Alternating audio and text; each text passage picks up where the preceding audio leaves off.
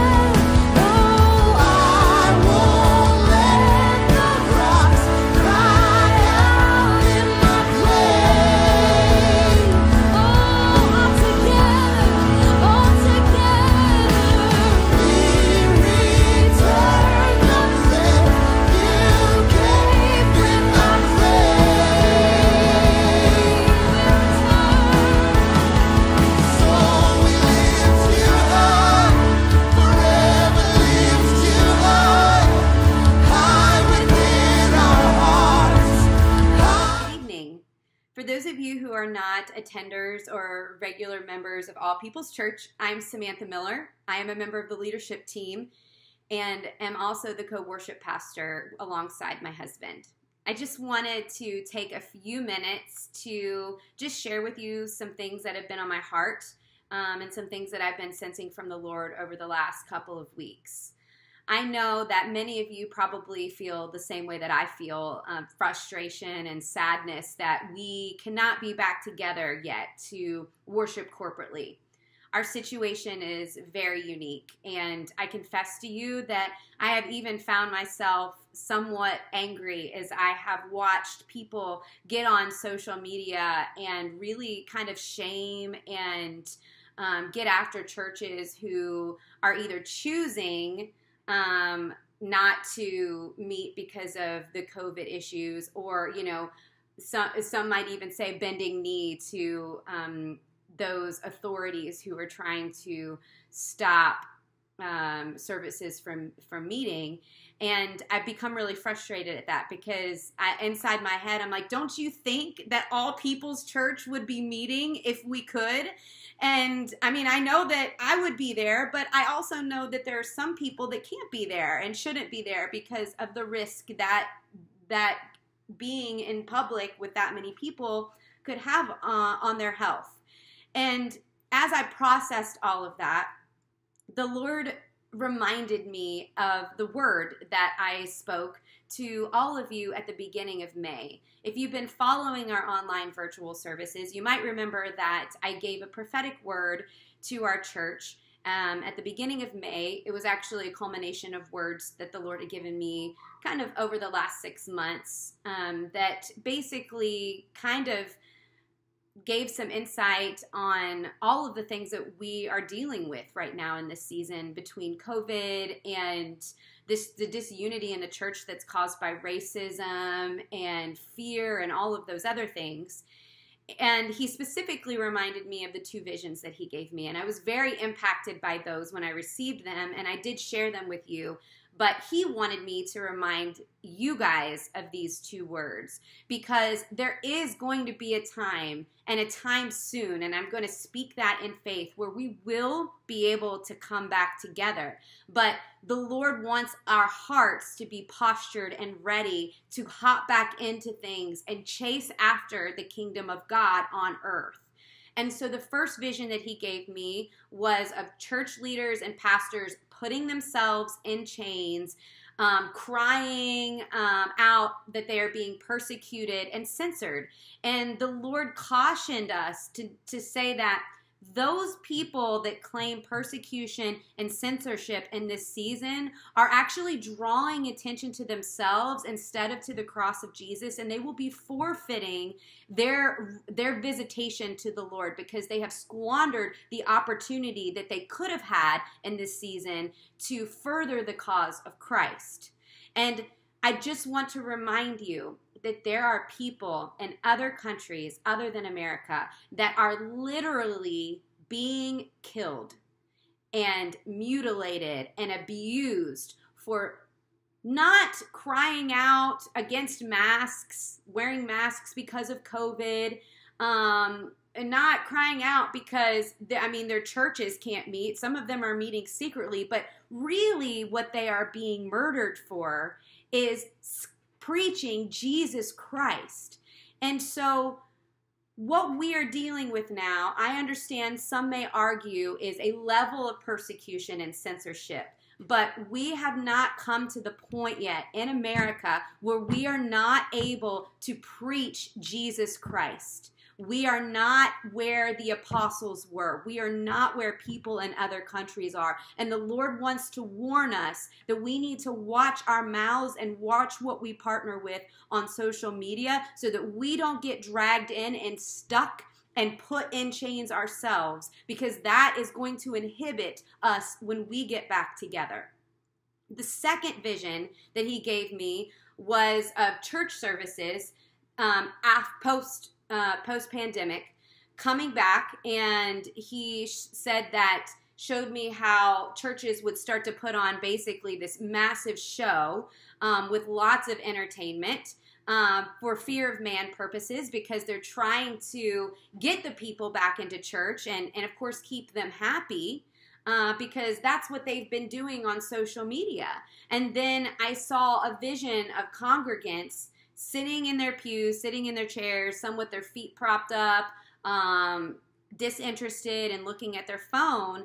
And the Lord reminded me of that vision, saying, Samantha, there are people who are very comfortable right now watching on TV. They could get used to this. And you know, I have heard that come out of people's mouths. I could get used to this. And I confess to you that Saturday nights are absolutely way less stressful for my family as far as setup and tear down and worship practice and dealing with our children.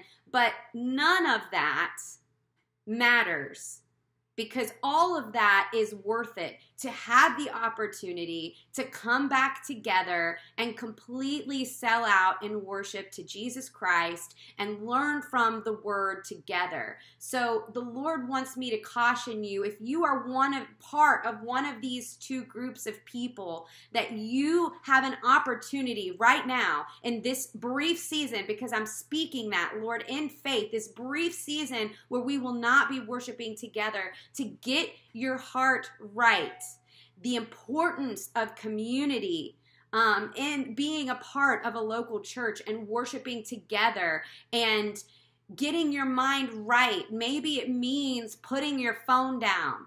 Maybe it means standing up and actually participating as if you were in the church live during the worship service. But I do want to warn you. And the other thing that the Lord reminded me of is He did warn us about defeatism and just not being stuck and getting dragged into, defeat and sadness, and just believing that things are never going to be the same, and we're just in this terrible situation. And the truth is, church, we are not going to be the same, and I praise God for that. And we should not be coming out on the other side of this the same. And I want to remind you also that when Jesus spoke to Peter and told him that he would be the rock that the church would be built on, He said that the gates of hell would not prevail against it. And so, church, we are not defeated. The gates of hell, from the mouth of Jesus Christ, He said the gates of hell will not be able to stand against us. And so right now, we feel defeated. We feel stuck. We're kind of going through the motions, and it's like some of us maybe have even forgotten what it's like to actually be back at church and be in corporate worship again, because there's this new normal that we're getting used to. But I want to warn you that this is not the new normal that the Lord wants us to stay in. Something new is coming on the other side of the horizon. But what you do right now in this season, your attitude, your posture is very, very important.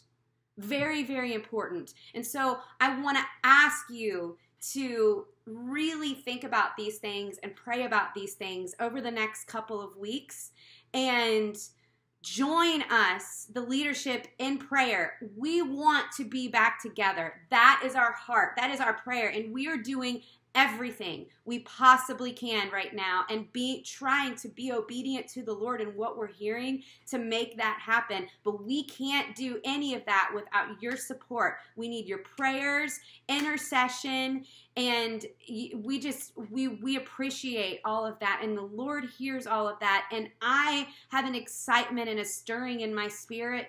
Just yesterday I felt it from something else that's sort of related to All People's Church, but it's been months since I felt that, and I believe something's coming, and I believe when we get back together, the Lord is going to show up, and I want to be ready. So I hope that you will be ready too.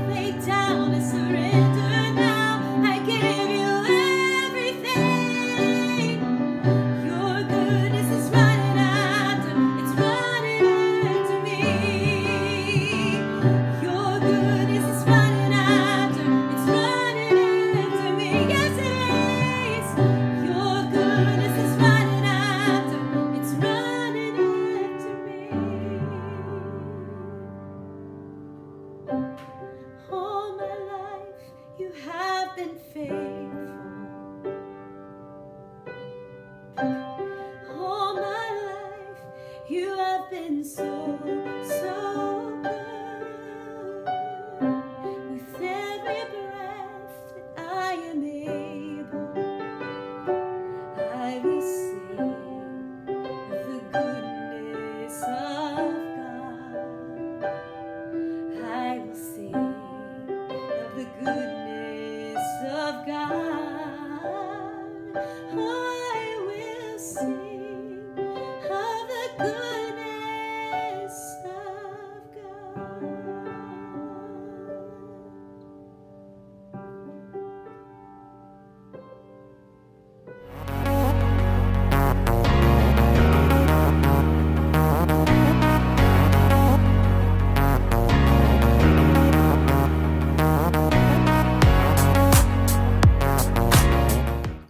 Hey, All People's Church friends and guests, thank you for tuning in and taking time out of your schedules to join us as we go through this continued study on the biblical theology of race. Are you enjoying this? I hope you're enjoying this. I've heard from some people are really enjoying it. So we're finally finished with the Old Testament. Now we get to start examining the New Testament. Tonight's lesson is going to be short. It's going to be much shorter than previous weeks. A lot of the foundation has already been laid, and I figured that I owed you a little bit of a break given the length of some of my previous lessons. So I'm going to keep it a little more concise tonight. As I did with the Old Testament study, though, I need to spend this first week talking about history to frame the context of what we're going to see tonight.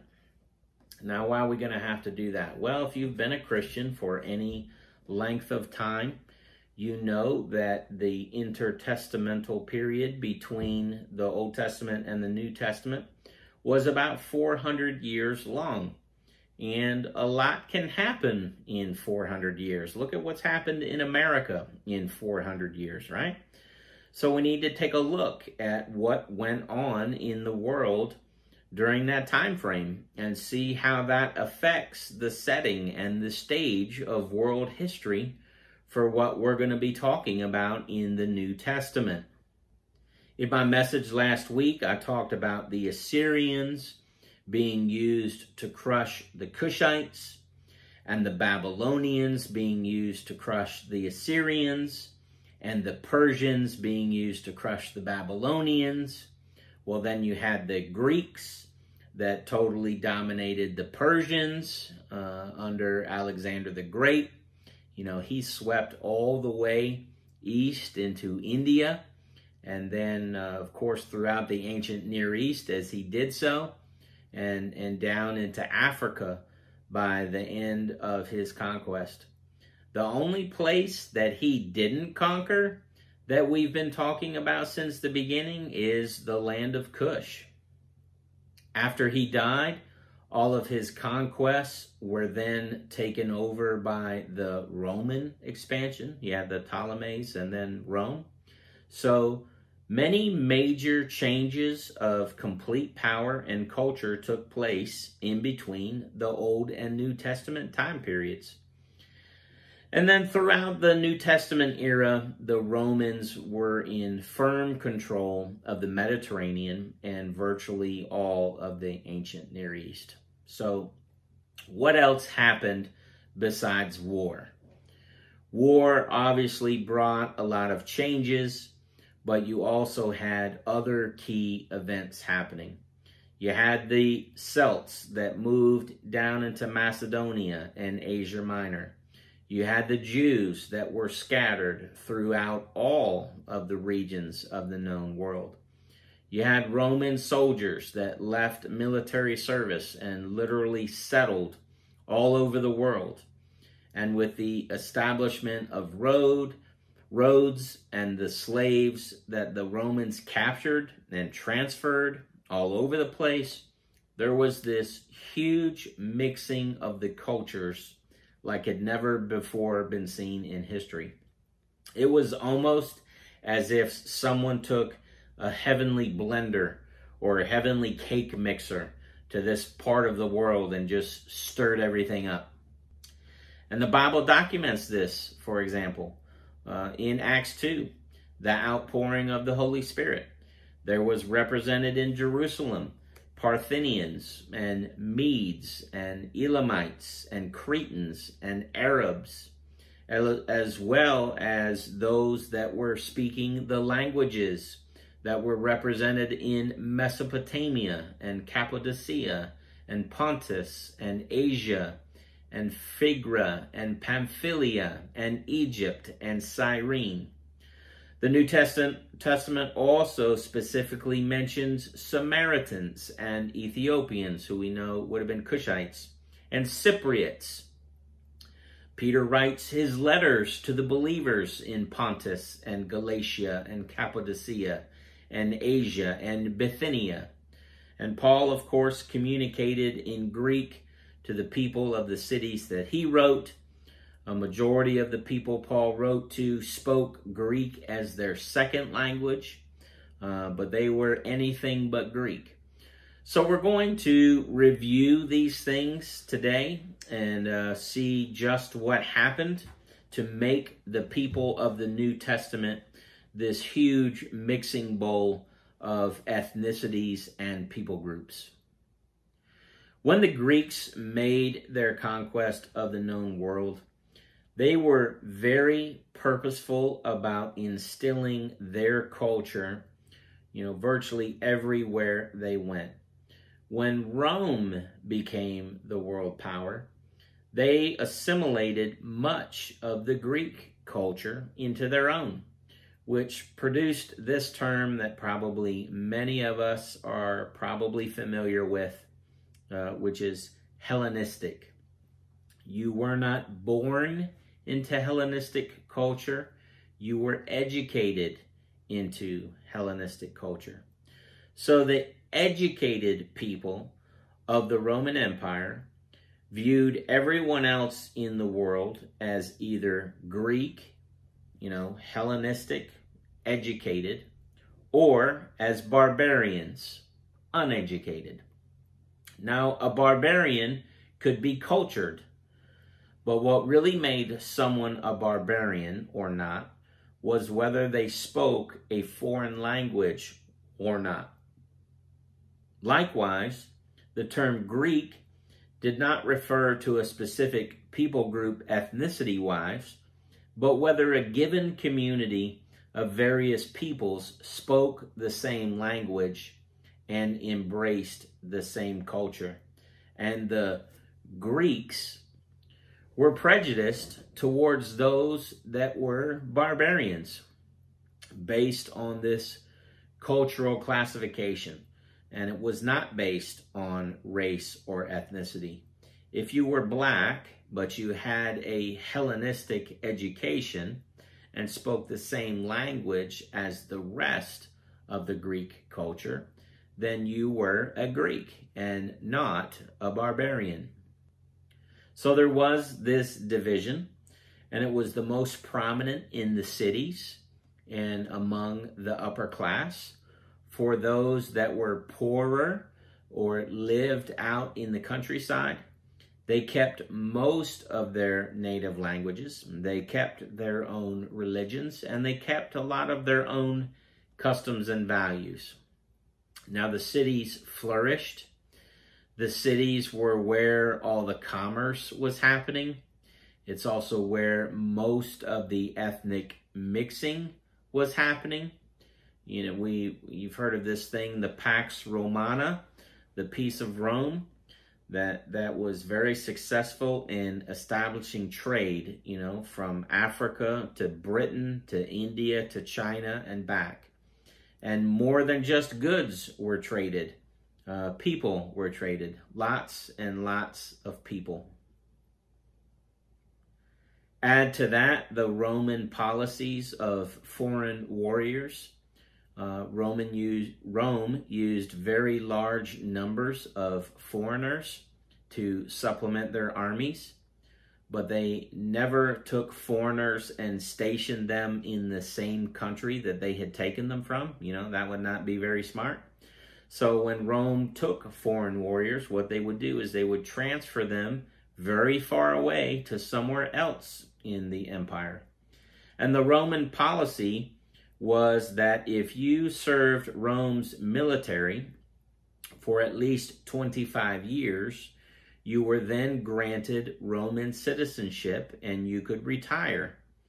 And so what you had is many of these foreign Roman soldiers then often settled where they had been serving. Over 25 years, many of them had married locals, and they had had children, and they had established themselves wherever they had been assigned. So when they retired, that was now their home, not where they had come from in some distant land. You also had a large number of slaves moved throughout the empire at this time. Slavery was probably more common in the Roman Empire and Roman world than at any other point in history up to that time. And we're not talking about slaves from Africa.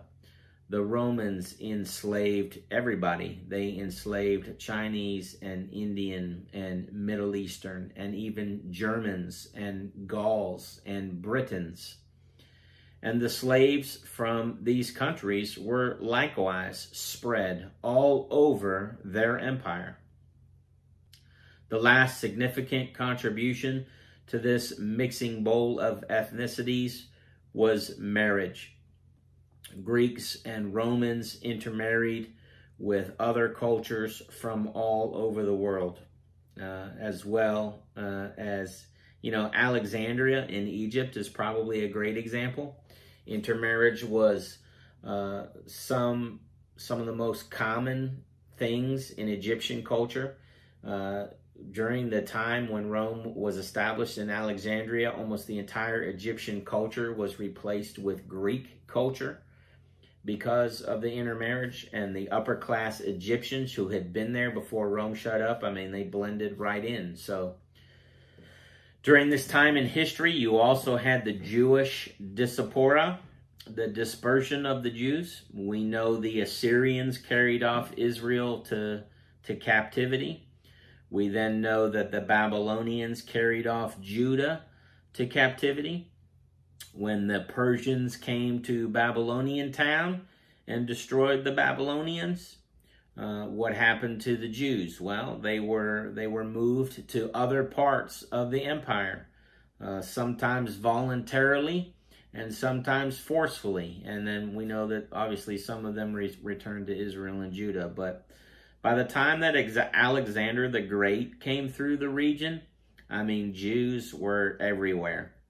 When the Ptolemies and the Seleucids divided up Alexander's territory, Jews ended up being expelled to Asia Minor and all the way back down into Egypt. By the time that Jesus was born, there was a documented 150,000 Jews in Alexandria in Egypt. In fact, it was the largest concentration of Jews outside of Palestine.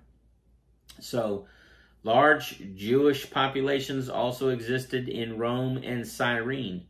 One scholar I was looking at came to the conclusion that about 7% of the Roman Empire was Jewish, and that 2/3 of all Jews lived outside of Israel and Palestine by the time of Christ. So that's a big dispersion.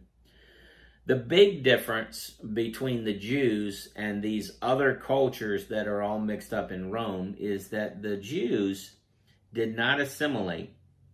I've said this before in other preaching, but the exile period in Jewish history was so severe and so complete that it completely ended the apostasy of Israel. They had already done the assimilation thing. They readily assimilated with the other cultures that were all around them all throughout the Old Testament, right?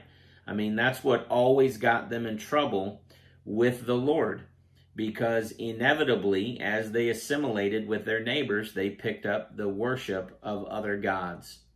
But after the exile happened, that was not an issue.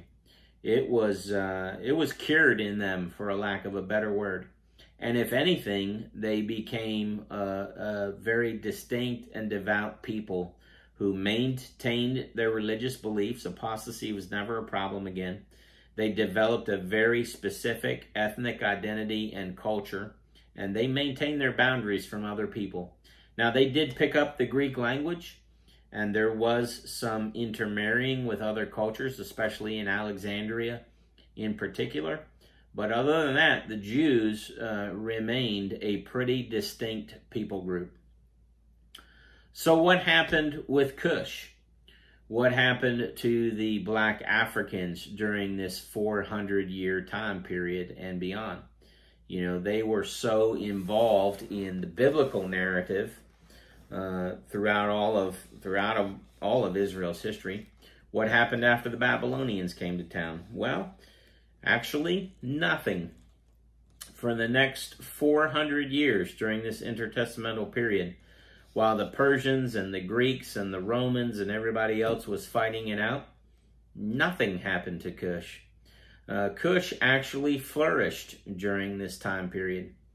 Alexander the Great never got that far south. He came all the way down into Egypt, but that's as far as he went. When the Ptolemy family took over, they didn't have any interest in Cush. And when Rome came to power, they did come that far south, and there was a few skirmishes that took place back and forth between Romans and the Cushites.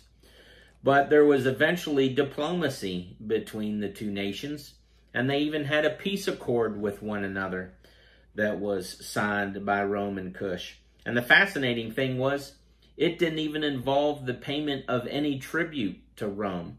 So Cush got off pretty easy. And that peace accord was maintained for the next 300 years. So during the intertestamental period, Cush made out pretty good. And as a result, their merchants were able to travel the Roman roads, and they too were dispersed through much of the Roman world, but it was as traders. So I wish there was more to say about Cush, but there really isn't. They made out pretty well. Now, you may be curious about race relations at this time. You know, was there any indication of racism in the Roman Empire? And the answer is essentially no. In some Roman writings, the authors do say disparaging things about other people groups. But here's the deal. There's really no evidence that it was based on the color of skin. Romans basically carried the view that they were better than everybody else in the world. But Rome, because Rome was so multi-ethnic, it was not a color thing. It had nothing to do with skin color. It was much more of a class and an education kind of thing, education level. The ancient world at that time just didn't seem to have any issues of bias based on skin color. So it's pretty fascinating. Next, we'll discuss North Africa. North Africa today was not the North Africa of the first century. The Arabs, it's predominantly dominated by Arabs today, but the Arabs did not conquer North Africa until the 7th century. So that begs the question, who was there before that? Well, the Egyptians, they called them Libyans. And they would have inhabited modern-day Libya and Tunisia and Algeria and Morocco. The people that lived there seem to be indigenous to that region as far back as history is recorded. There are artifacts for thousands of years before Christ that have been uncovered there that show the consistency of the people that lived there. They were a people that were apparently a mixture of Semitic and Egyptian and black African peoples. Modern descendants of those peoples are still known as Berbers. They still exist in North African countries and as far south as Nigeria. The name Berber was actually a Roman name. And it was actually a disparaging Roman name that came from the Latin word for barbarian. So again, not looking down on people because of their skin color, but because of their education level. Like the Jews, there was not a lot of assimilation with other people groups, with the Berbers. The Phoenicians, the Greeks, the Romans, and the Arabs all occupied and colonized those areas at one point or another, but the Berbers largely stayed to themselves for the most part. It was in these countries that various colonies were settled by the Phoenicians. In the 8th century BC, we often read of Tyre and Sidon in the Old Testament. Well, those would have been the people who both traded and made war by ship, who would have settled there. Out of these campaigns came Carthage in modern-day Tunisia. These colonists were Semitic people. They were actually ancient Canaanite descendants, and they followed Canaanite religion and culture. Initially, when the Phoenicians settled there, they more or less paid rent to the Berbers for the lands that they settled. But as they grew up in power, they ended up just taking the land and subduing the Berbers. The Carthaginians, at the end of the 3rd century, they even led an invasion into Italy from the northern coast of Africa. It was here that Hannibal led the infamous war elephants into battle, and I think that was for the first time that had ever been done. Some people believe it was the Cushites that rode those elephants on their behalf. Anyway, eventually, though, Rome would come to prevail, and by 146 BC, Rome had captured Carthage, and soon thereafter, Rome had captured all of North Africa, and it was all under Roman control. Rome pretty much stuck to the coastland of North Africa, though. They didn't come too far inland. They let the Berbers remain in control of the areas that were south of the coast. There was relative peace between Rome and the Berbers. And then you did have some assimilation between the upper class of the Berbers into the Greco-Roman urban lifestyle. Some of the Berbers that were more well off, they ended up taking Roman names. They ended up learning to speak Latin. And all of that eventually made a way for Christianity that would come later down the line. By 400 AD, there was more than 600 bishops in the Christian church all across North Africa. Many of the early church fathers came out of this. The guys that we're familiar with, Tertullian and Cyprian and Augustine. Augustine's own mother was a Berber. In AD 429, the Vandals swept down through North Africa. They were the Germanic Roman people. Think of modern-day southern Poland. They came all the way down. And then the Byzantines came through 100 years later after that. And then about 200 years after that is when the Arabs swept through. The last place that we're going to talk about is Anatolia, roughly modern-day Turkey. You have from the Mediterranean Sea and the Black Sea to the Euphrates, and then the Syrian desert. When we read in the New Testament the term Asia Minor, this is the area that we're talking about. This area has a rich history, of course, going all the way back to the Hittites. Then you had the Midas dynasty, the Cimmerians, and the Scythians, and the Persians, and it went the way of the other areas that we've talked about, from Alexander the Great coming through to the Ptolemies, to the Greeks, and to the Romans. In 25 BC, the Romans created the province of Galatia, along with Phrygia, Bithynia, Lycaonia, Cappadocia, Pontus. All of those were provinces created by Rome. They were created more or less out of political divisions. Didn't have anything to do with cultural or ethnic reasons. The boundaries and the borders of those provinces were very fluid during that time, changing a lot of time as different circumstances happened. Many of those provinces, interestingly enough, spoke Celtic. Many of them also spoke Greek as well as their second language. So when the Apostle Paul arrives on scene to spread the gospel in these areas, he would have encountered a very significantly diverse ethnic people and linguistically diverse people that was very complex. So that sets the stage basically for the New Testament story. That's the world in which the New Testament was, the gospel was unfolded in. The world was indeed a very mixed place with people from all over the known world. You know, you always picture the Roman Empire as something out of the movies, all these white guys in brown leather uniforms with sandals.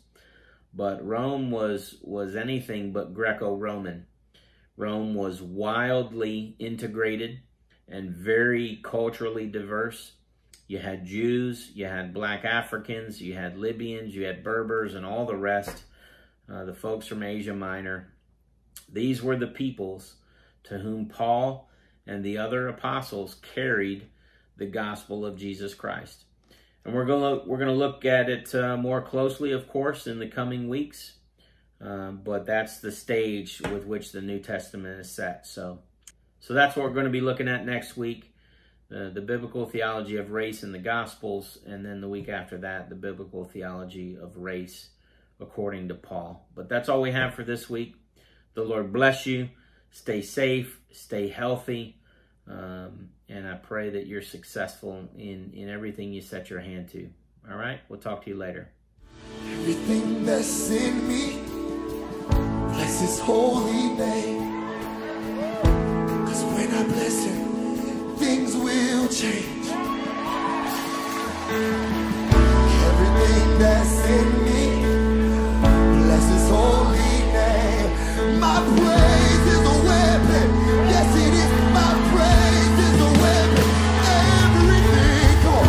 Everything that's in me, hey, bless His holy name. Oh, everything that's in me, hey, bless His holy name. Come on, church, say it. Everything that's in me, bless His holy name. Oh, everything that's in me, bless His holy name. So we lift Him high, forever lift Him high, high within our hearts, high within our lives. Jesus, You alone are our cornerstone, high within our hearts, high within our lives. So we lift You high, forever lift You high, high within our hearts, high within our lives. Jesus, You alone are our cornerstone, high within